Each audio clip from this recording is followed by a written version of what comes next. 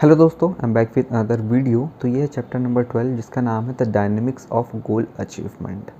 तो इस चैप्टर में मार्क डगलस ये बता रहे हैं कि किस हद तक हम अपने गोल को अचीव करेंगे, हमारी जो नीड्स है उसको अचीव करेंगे और किस लेवल का डिग्री ऑफ सेटिस्फेक्शन हमको मिलेगा इन सब चीज़ को फुलफ़िल करने पर। वो डिपेंड करता है बेसिकली 4 फंक्शंस पे। तो जो पहला फंक्शन है वो ये है कि क्या हम हमारी जो ज़रूरतें हैं, जो हमारा गोल है, क्या हम उसको रिकॉग्नाइज़ कर पाए हैं, क्या हम उसको पहचान पाए हैं। तो आप लोग बोलेंगे, वो ऐसा कह रहे हैं कि यार कोई आदमी उसकी क्या ज़रूरतें हैं, उसका क्या गोल है, क्या उसको पता नहीं होगा? उसको हर आदमी को पता रहता है। लेकिन मार्क डगलस बोल रहे हैं ये सुनने में जितना आसान लग रहा है उतना आसान है नहीं। मार्क डगलस ये बता रहे हैं जब भी हमारी कोई ज़रूरतें होती है ना, हमको अगर कोई चीज़ हमारी नीड हमारी रिक्वायरमेंट है तो उसकी वजह से हमारे शरीर के अंदर एक इनर फोर्स जनरेट होता है, एक natural sense of curiosity generate होती है। और ये जो फोर्स क्रिएट होता है ना, वो एक इम्बैलेंस क्रिएट करता है हमारे बॉडी के अंदर। और ये इम्बैलेंस तब तक रहेगा जब तक कि वो जो नीड है, वो जो रिक्वायरमेंट है वो फुलफ़िल ना हो जाए। अब मार्क डगलस ये बता रहे हैं कि ये जो फोर्स क्रिएट हुआ है उस क्यूरियोसिटी, उस नीड को पूरा करने के लिए, ये रेजिस्ट होता है किस फोर्स के द्वारा? जो हमारे अंदर ऑलरेडी कई सारे बिलीव्स है, एसोसिएशंस हैं, मेमोरीज़ है। ये जो पुराने एक्सपीरियंसेस के कारण जो ये मेमोरीज़ बिलीव्स जनरेट हुए ना, ये लोग अभी जो नया फोर्स डेवलप हुआ है उसको रेजिस्ट करता है। तो मार्क डगलस ये बताना चाह रहे हैं कि ये जो दो फोर्सेस हैं, है ना, जो इनर फोर्स अभी डेवलप हुआ है हमारी नीड्स को फुलफिल करने के लिए, और जो पहले से प्रेजेंट है जो फोर्सेस जो अब कन्फ्लिक्ट कर रहा है, इसको रेजिस्ट कर रहा है, इसी के कन्फ्लिक्टिंग नेचर को, इसी दो फोर्सेस के रिलेशनशिप को हमको समझने की ज़रूरत है। तो जो सेकंड फंक्शन है इस डिग्री ऑफ सेटिस्फेक्शन का, वो ये है कि ये जो फिज़िकल इन्वायरमेंट है, जो इन्वायरमेंट है जहाँ से हमको हमारे नीड्स को फुलफ़िल करना है, हमारे जो गोल्स है उसको फुलफ़िल करना है ना, तो हम उसको किस हद तक समझते हैं। जितना लेवल ऑफ डीपर अंडरस्टैंडिंग हमारा होगा इस एक्सटर्नल इन्वायरमेंट का, उतना ज़्यादा चांसेस है, उतना ज़्यादा हमको डिग्री ऑफ सेटिस्फेक्शन मिलेगा इस एक्सटर्नल इन्वायरमेंट में। जो थर्ड इम्पॉर्टेंट स्किल्स इस डिग्री ऑफ सेटिस्फेक्शन का, वो है कि इस जो एक्सटर्नल इन्वायरमेंट है वहाँ से हमको फंक्शन करने के लिए क्या हमारे पास वो रिक्वायर्ड स्किल्स प्रेजेंट हैं। वो बता रहे हैं जितना ज़्यादा रिक्वायर्ड स्किल्स अगर हमारे पास होगी इस एक्सटर्नल इन्वायरमेंट में एक्ट करने के लिए, काम करने के लिए, उतना ज़्यादा हमको डिग्री ऑफ सेटिस्फेक्शन मिलेगा, उतना ज़्यादा हमारी जो ज़रूरतें हैं, हमारा जो गोल है वो उसके पूरे होने के चांसेस। और जो फोर्थ फंक्शन है वो है कि ये जो हमारे पास स्किल्स हैं, क्या हम किस हद तक इसको एग्जीक्यूट कर पा रहे हैं, हमारा एग्जीक्यूशन कितना अच्छा है इस स्किल्स का। जितना ज़्यादा अच्छा एग्जीक्यूशन होगा उतना अच्छे हम अपने स्किल्स का इस्तेमाल कर पाएंगे और अपनी ज़रूरतें को पूरा कर पाएंगे, अपने गोल को अचीव कर पाएंगे। वो बता रहे हैं कि ये जो अंतर आ रहा है, ये जो डिफरेंस आ रहा है किसके बीच? पहली चीज़ वो कि जो हमारी रिक्वायरमेंट है, जो हमारी नीड्स हैं, जो हम चाहते हैं, और जो डिज़ायर है वो, और जो चीज़ हमको मिली, जो चीज़ हमको मिला, इन दोनों के बीच जो अंतर आ रहा है वो किसकी वजह से? वो इसकी वजह से कि लैक ऑफ स्किल्स। हमने जो चीज़ें नहीं सीखी है वो चीज़ हमको नहीं मिलने वाली है। वो बता रहे हैं अगर हमको कुछ चीज़ें नहीं मिली है इसका मतलब हम उस चीज़ को परसीव नहीं कर पा रहे। वो चीज़ें प्रेजेंट है वहाँ पर, लेकिन वो हमारे लिए अनपरसीवेबल है। अनपरसीवेबल इसलिए है क्योंकि उसको परसीव करने के लिए जो स्किल्स की ज़रूरत थी वो रिक्वायर्ड स्किल्स हमारे पास अभी प्रेजेंट नहीं है। मार्क डगलस यहाँ पर बहुत ही इंपॉर्टेंट डिस्टिंक्शन और डिफरेंस बताना चाह रहे हैं दो चीज़ों के बीच। पहली चीज़ है मेमोरीज़ और दूसरा है रिकलेक्शन। तो मेमोरीज़ क्या है? जो भी चीज़ हम एक्सपीरियंस करते हैं उससे मेमोरीज़ क्रिएट होता है, दिमाग में जाकर स्टोर हो जाता है। और रिकलेक्शन क्या है? ये जो भी मेमोरीज़ स्टोर्ड है दिमाग में उसको दोबारा हमारे कॉन्शियस थॉट प्रोसेस में लाना, इस प्रोसेस को ही हम रिकलेक्शन बोलते हैं। तो मार्क डगलस ये बता रहे हैं कि ये जो भी मेमोरीज़ है ना, कई सारी मेमोरीज़ ऐसी होंगी जिसको हमको कॉन्शियस थॉट प्रोसेस में लाने के लिए बहुत ज़्यादा एफर्ट करने की ज़रूरत नहीं पड़ती है। वो एफर्टलेसली बड़ी आसानी से आ जाते हैं हमारे दिमाग में। और कई सारे ऐसे भी मेमोरीज़ होंगी जिसको हमको बहुत ज़्यादा एफर्ट लगाना पड़ता है, तब जाके वो हमारे कॉन्शियस थॉट प्रोसेस में आती है। कई लोगों को ऐसा भी मानना हो सकता है कि कोई ऐसा मेमोरीज़ है, कोई ऐसा इंसिडेंट है ना, जिसको हम अगर बहुत सालों से रिकॉल नहीं किए हैं तो वो समय के साथ हट गई होगी हमारे दिमाग से। लेकिन ऐसा नहीं है। ये जो भी मेमोरीज़ होती है वो एक प्रकार से एनर्जी है और ये एनर्जी हमेशा स्टोर रहती है। बस ये हो सकता है कि हम उस मेमोरीज़ को रिकॉल नहीं कर रहे हैं बार बार, हम सबकॉन्शियस थॉट प्रोसेस में नहीं ला रहे हैं, इसलिए वो जो रास्ता है, वो जो कनेक्शन है ना, वो कहीं ना कहीं जाम हो चुका है, उसमें जंग लग गया। लेकिन इसका मतलब ये नहीं है कि वो मेमोरीज़ हमारे दिमाग से हट चुकी है। Memories all the time present होती है, एक बार अगर वो क्रिएट हो गई तो यहाँ पर मार्क डगलस एक बहुत इंपॉर्टेंट चीज़ बता रहे हैं कि हम हमेशा ये कहावत सुने होंगे कि समय हर ज़ख्म को भर देती है ना। इसका मतलब अगर कोई सा एक बुरा इंसिडेंट हुआ है ना, तो समय के साथ वो चीज़ हम भूल जाएंगे। हम इसको ऐसे वो सोच सकते हैं, लेकिन वो बता रहे हैं ये चीज़ फिज़िकल वर्ल्ड में ये चीज़ रियलिटी है। इन द सेंस अगर हमको कोई सा फिज़िकल घाव लगा हुआ है, ठीक है, तो क्योंकि फ़िज़िकल वर्ल्ड क्या है, कॉन्स्टेंटली चेंजिंग है, हम इसको समझ चुके हैं लास्ट चैप्टर में, वो हमेशा बदलती रहती है, ठीक है। इसलिए हमारा कोई सा अगर घाव लगा हुआ है तो वो समय के साथ ठीक हो जाएगा। लेकिन ये जो इमोशनल वाउंड है ना, इमोशनल जो हमारे ऊपर घाव है, पेन है, ये क्या होता है, वो एक प्रकार की मेमोरीज़ है। वो कोई उससे कोई फिजिकल उसका वो नहीं है, अस्तित्व नहीं है, वो तो मेमोरीज़ है ना। इमोशनल जो हमारे ऊपर घाव लगा है वो तो मेमोरीज़ है, और मेमोरीज़ एक बार जब स्टोर हो गई तो वो कभी नष्ट नहीं होती है ना। इसलिए ये जो इमोशनल डैमेज हुआ है हमारे साथ और जो मेमोरीज़ बनी हुई है, कितने भी साल क्यों ना हो जाए, वो उसका कभी भी अस्तित्व ख़त्म नहीं होने वाला, वो हमारे दिमाग में रहेगी। तो हमको इस बात को हमारे दिमाग से निकाल देना है। अगर बहुत लंबे समय हो गए हैं तो हमारे साथ जो इमोशनल डैमेज है वो हम भूल चुके हैं, वो हमको अफेक्ट नहीं करेगी। ऐसा नहीं है, मार्क डगलस यही बताना चाह रहे हैं।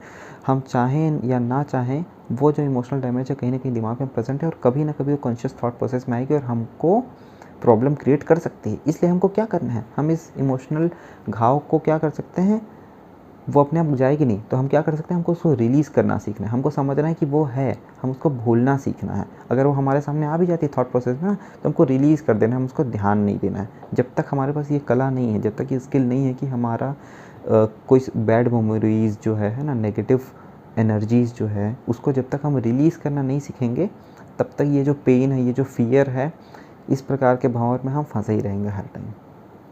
यहाँ पर मार्क डगलस एक एग्जांपल से समझाते हुए बता रहे हैं कि क्या हमने कभी ऐसा सोचा है कि मान लीजिए किसी का कोई एक बैड हैबिट है ना, उस बैड हैबिट जैसे कि स्मोकिंग एक किसी की बैड हैबिट है, और उसके अंदर बहुत ज़्यादा पॉजिटिव इंटेंट के साथ अब वो इस बैड हैबिट से छुटकारा पाना चाहता है, वो अपने स्मोकिंग को बंद करना चाहता है ना। लेकिन कितना भी चाहने के बाद भी उसको इस बैड हैबिट से छुटकारा पाने के लिए ना बहुत ज़्यादा मशक्क़त करनी पड़ेगी, ठीक है। तो इसको समझाते हुए कुछ ऐसे बता रहे हैं, वो जो उसकी हैबिट है ना, वो जो स्मोकिंग की जो हैबिट है, वो जो बिलीफ और जो मेमोरीज़ जितने भी बने हुए हैं उस स्मोकिंग से रिलेटेड, वो सब उसके सबकॉन्शियस माइंड में जाकर स्टोर्ड हुए हैं। उससे रिलेटेड जितने भी अच्छे मोमेंट्स उसको लग रहे होंगे वो सब जाके स्टोर्ड हो गए हैं। अब उसका इंटेंट क्या है, उसका प्रेजेंट इंटेंट है कि स्मोकिंग इज़ नॉट गुड और मेरे को ये क्विट करना है, ठीक है। लेकिन अब ये जो इंटेंट उसने दिखाया है और उसके दिमाग में जो सबकॉन्शियस थॉट प्रोसेस, सबकॉन्शियस जो मेमोरीज़ स्टोर्ड है, इन दोनों के बीच कन्फ्लिक्ट होने वाला है। क्यों कन्फ्लिक्ट होगा, क्योंकि जो उसका प्रेजेंट थॉट प्रोसेस है वो उसके दिमाग में जो स्टोर्ड है मेमोरीज़ उसके टोटली अगेंस्ट है। तो यहाँ पर दोनों के बीच जंग होने वाली है ना। और ये उसका जो सबकॉन्शियस थॉट प्रोसेस वो हमेशा ये जो प्रेजेंट इंटेंट है उसको सपोर्ट नहीं करेगा। और यही प्रॉब्लम होती है, हमारा जो इंटेंट होता है ना उसको या तो हमारे जो बिलीव्स है वो सपोर्ट करेगी, तो स्मूथली वो इंटेंट और वो जो हम सोच रहे हैं कुछ करना चाह रहे हैं वो इजीली एग्जीक्यूट हो जाएगा। लेकिन अगर हमारा कुछ इंटेंट है, हम कुछ करना चाह रहे हैं और अगर हमारा सबकॉन्शियस थॉट प्रोसेस उसको सपोर्ट नहीं करता है, तो हमको उस चीज़ को करने में बहुत मशक्क़त होती है ना। तो इसी प्रकार से अगर कोई आदमी स्मोकर है, वो स्मोकिंग छोड़ना चाहता है, तो उसको बहुत ज़्यादा मशक्क़त करनी पड़ेगी अपनी स्मोकिंग को छोड़ने के लिए। क्यों, क्योंकि उसके जो बिलीफ सिस्टम है, उसका जो मेमोरीज़ है, वो उसको छोड़ने में मदद नहीं करने वाला है।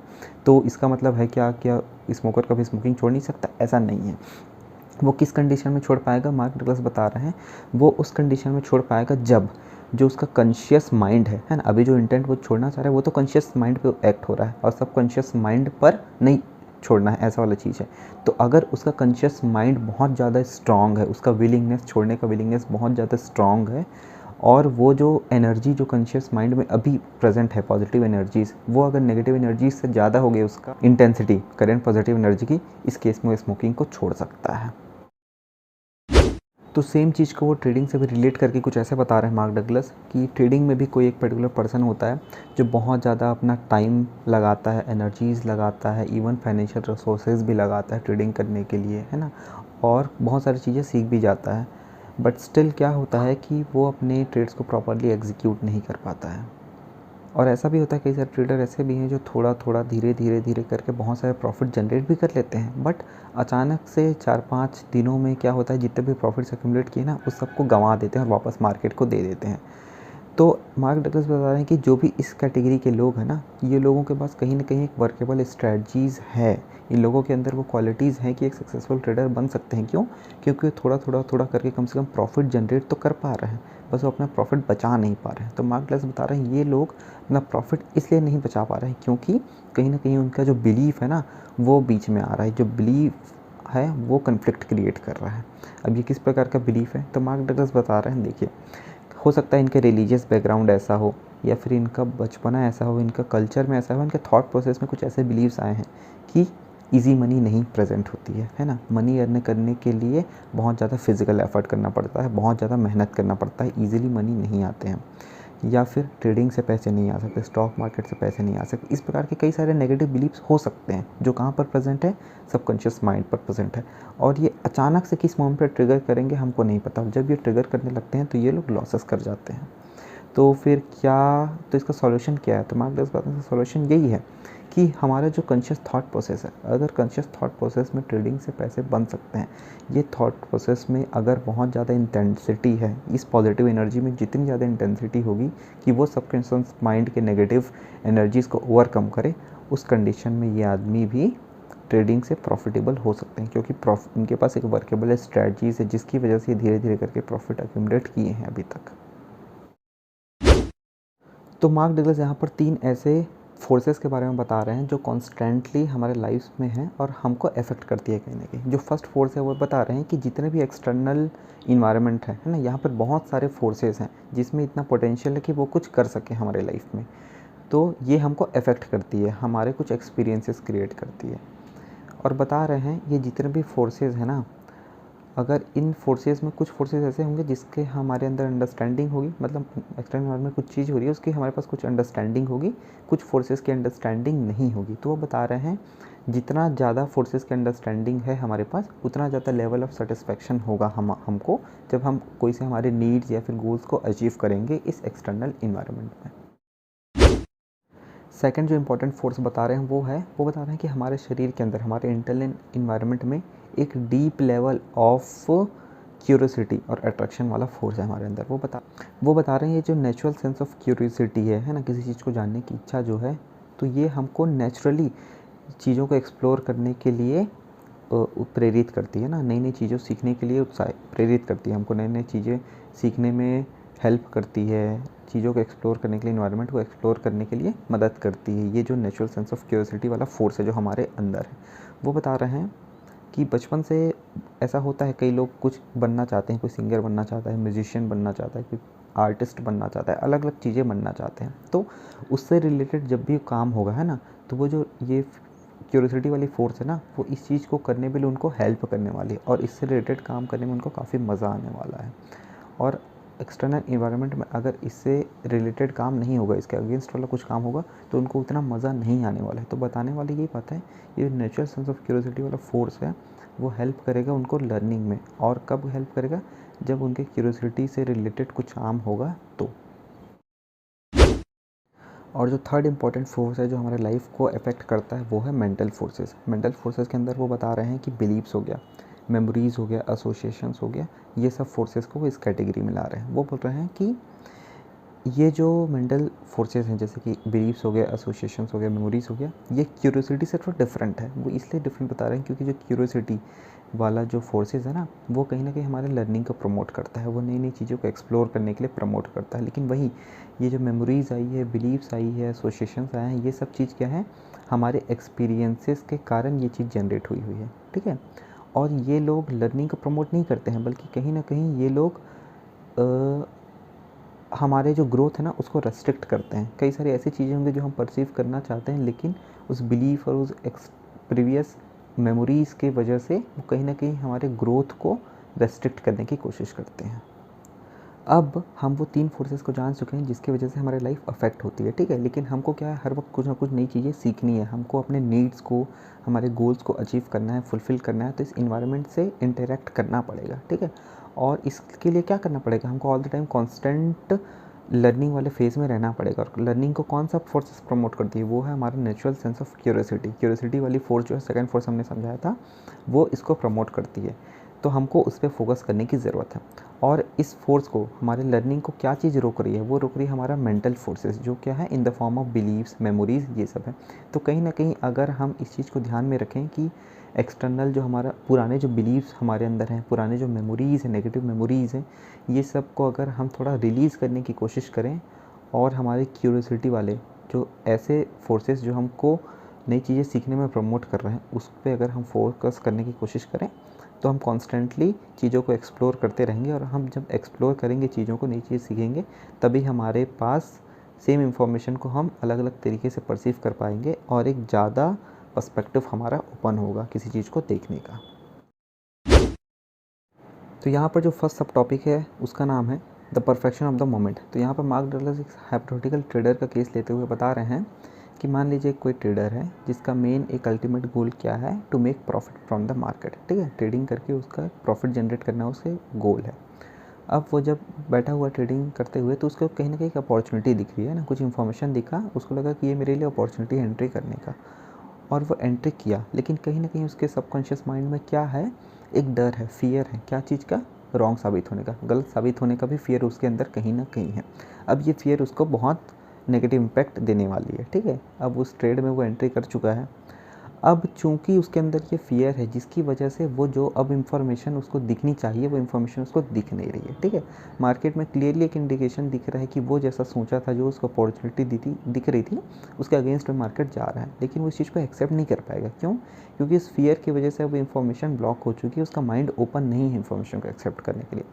अब बता रहे हैं मार्क डगलस कि ये वो ट्रेडर उस अपने मिस्टेक को, है ना, उस वो रॉन्ग साबित हो गया, उसको एक्सेप्ट करे कि नहीं। कब तक एक्सेप्ट नहीं करेगा? जब तक कि वो एक्सेप्ट करने से जो पेन है वो कम है एक्सेप्ट नहीं करने वाले पेन। तो वही बता रहे थे कि जब तक वो एक्सेप्ट नहीं करेगा, जब तक कि उसका बियरिंग कैपेसिटी से वो ज़्यादा ना हो जाए। अब जब एक बार निकल जाएगा तब उसको समझ आएगा कि यार मैं तो अगेंस्ट में था, मेरे को उस टाइम पे ये इन्फॉर्मेशन क्यों नहीं दिख रही थी, क्योंकि उसके अंदर एक फ़ियर था रॉन्ग साबित होने का। और कहीं ना कहीं उसके दिमाग में ये प्रोसेस था कि वो रॉन्ग साबित हो सकता है ना, और उसके दिमाग में ऐसा चल रहा था कि मुझे रॉन्ग नहीं होना है। तो इस प्रकार से उसके दिमाग में एक फ़ाइट चल रहा था, जिसकी वजह से अब जो मार्केट में इंफॉर्मेशन थी ना, उसको उस टाइम दिखाई नहीं दे रही थी। तो मार्क डगलस बताते हैं जब तक कि हम अपने माइंड को ओपन नहीं रहेंगे इन्फॉर्मेशन को देखने के लिए, तब तक हम चीज़ों को अच्छे से परसीव नहीं कर सकते हैं। मार्क डगलस बता रहे हैं कि ये जो हाइपोथेटिकल ट्रेडर है ना, वो भी एक सक्सेसफुल ट्रेडर बन सकता है अगर वो खुद को एक सेल्फ इम्प्रूवमेंट वाले फेज़ में डाले और सेल्फ इम्प्रूवमेंट करने के लिए कमिटेड हो जाए। तो उसको इस बात को समझना पड़ेगा कि मार्केट ऑलवेज़ राइट है ना। इवन इस ऑलवेज़ राइट जो मार्केट है, वहाँ से भी प्रॉफिट जनरेट कर सकता है, इस मार्केट टाइटनेस से भी जनरेट कर सकता है, अगर उसका माइंड ओपन है चीज़ों को परसीव करने के लिए। तो अगर उसका माइंड रिजिड नहीं है, उसका माइंड फ्लेक्सिबल है चीज़ों को देखने के लिए, तो वो यहाँ से प्रॉफिट जनरेट कर सकता है। उसको जो फियर ऑफ रॉन्ग है ना, उसको रॉन्ग होने का जो फियर है उसको रिलीज़ करने की ज़रूरत है। जब तक वो इसको रिलीज़ नहीं करेगा ना, तब तक उसके अंदर कहीं ना कहीं डर होगा और वो लॉसेस को एक्सेप्ट नहीं कर पाएगा, वो गलत हूँ इस चीज़ को एक्सेप्ट नहीं कर पाएगा। और जब तक वो एक्सेप्ट नहीं कर पाएगा तब तक वो इन्फॉर्मेशन को अच्छे से परसीव नहीं कर पाएगा। तो जो सेकंड मेजर सब टॉपिक है उसका नाम है all traders give themselves exactly what they deserve. तो मार्क डगलस यहाँ पर ये बता रहे हैं कि कोई सा भी ट्रेडर है ना, उसको कब एंट्री लेना है, कब एग्जिट लेना है, ये टोटली उस पर ही डिपेंड करता है। और ये जो डिसीजन है कि कब एंट्री लेना है, एग्जिट करना है, ये सब एक सम टोटल होगा जितने भी मेंटल कंपोनेंट्स और मेंटल फोर्सेस उस वक्त उसके माइंड में एक्ट कर रहे होंगे ना, उन सब का। वो बता रहे हैं कि हर वक्त दिमाग में बहुत सारे ऐसे पॉजिटिव फोर्सेस एक्ट कर रहे होंगे और बहुत सारे नेगेटिव फोर्सेस भी एक्ट कर रहे होंगे, है ना। और किसी भी पर्टिकुलर मोमेंट पर इन दोनों को जब हम बैलेंस करेंगे तो जिस साइड फोर्सेस ज़्यादा होगा उसके हिसाब से ही हमारा एक्शन डिसाइड होता है। मार्क डगलस बता रहे हैं कि ट्रेडिंग जो है वो वेल्थ एक्यूमुलेट करने का एक एक्सरसाइज है ना। तो बता रहे हैं अगर हम ट्रेड करना सीख चुके हैं, ठीक है, कोई सा पर्टिकुलर ट्रेडर है, तो जिस प्रकार से एक नॉर्मल इक्विटी का चार्ट होता है, वैसे अगर किसी ट्रेडर्स के लाइफ का भी अगर एक चार्ट बनाएं और उसको एनालाइज़ करें ना, तो ये भी एग्जैक्टली जैसे एक पर्टिकुलर इक्विटी का स्टॉक होता है उसी के जैसे इसका भी चार्ट बनने वाला है। वो बता रहे हैं जो बड़े बड़े CTAs होते हैं, जो फंड मैनेजर्स होते हैं, जो बड़े बड़े हेज फंड्स होते हैं, तो वो अपने जो फंड मैनेजर्स होते हैं उनके भी जो करियर होता है ना, उसका एक ग्राफ जनरेट करते हैं। इस ग्राफ को नॉर्मल इक्विटी के चार्ट की तरह अगर एनालाइज़ करें तो उससे हमको पता चल सकता है कि किस मोमेंट पर एक बड़ा फोर्स आने वाला है और किस मोमेंट पर ये पर्टिकुलर फंड मैनेजर ज़्यादा प्रॉफिट जनरेट करने वाला है।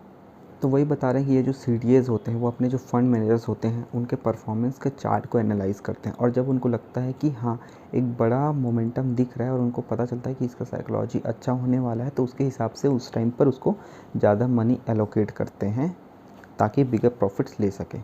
इस प्रकार से इवन पर्सन्स ट्रेडर्स का भी परफॉर्मेंस का चार्ट को एनालाइज़ किया जाता है बड़े CDS में। तो फाइनल वर्ड्स ये बता रहे हैं मार्क डगलस यहाँ पर कि अगर कोई इंडिविजुअल है जो ट्रेडिंग करना चाह रहा है ना, ज़्यादा से ज़्यादा पैसे लेना चाह रहा है इस मार्केट से, तो उसको बस यही कुछ चीज़ों को देखना पड़ेगा, क्योंकि हम इस बात को जान चुके हैं कि विंड फॉल की तरह हमको प्रॉफिट मिल सकते हैं यहाँ पर। बस हमको क्या करना है, इस प्रॉफिट्स को प्रोटेक्ट करने की ज़रूरत है। और उस प्रोटेक्ट करने के लिए हमको खुद के जो इनर इन्वायरमेंट, इनर फोर्सेस हैं, inner forces in the sense जो हम 3 फोर्स सीखे हैं, जो था कि हमारे बिलीव्स होते हैं, जो मेमोरीज़ होते हैं, एसोसिएशंस होता है, इस सब को थोड़ा कंट्रोल करने की ज़रूरत है। हमारे जो फियर वाले जो एक्सपीरियंसेस हैं, है ना, इसको हमको एक्सेप्ट करने की ज़रूरत है। जब तक हम एक्सेप्ट नहीं करेंगे हमको चीज़ें क्लियरिटी के साथ नहीं दिखेंगी और हम चीज़ों को परसीव नहीं कर पाएंगे। सेम इन्फॉर्मेशन हमको लिमिटेड दिखेगा और इन्फॉर्मेशन को हम अच्छे से परसीव नहीं कर पाएंगे। तो यही वो कुछ चीज़ें हैं कि हमको समझने की ज़रूरत है कि हमको हर टाइम ओपन टू लर्न होना है। क्यूरियोसिटी वाली जो मेरी फोर्स है उसको ओपन रखना है। इसको सिर्फ एक ही चीज़ रोकती है, वो होती है हमारी जो पुराने बिलीव्स है, पुराने मेमोरीज़ होती है, इस वाले फोर्सेस को हमको हावी नहीं होने देना है। तो इस प्रकार से जो चैप्टर 12 है डायनेमिक्स ऑफ गोल अचीवमेंट, ये यहाँ पर एंड होता है। चलिए दोस्तों, बहुत ही जल्दी मिलते हैं आपसे नेक्स्ट चैप्टर के साथ। आशा करता हूँ कि वीडियो आपको पसंद आई होगी। वीडियो पसंद आए तो प्लीज़ वीडियो लाइक करें, चैनल को सब्सक्राइब करें और दोस्तों के साथ शेयर करना ना भूलें। Thank you so much. मिलते हैं नेक्स्ट वीडियो में।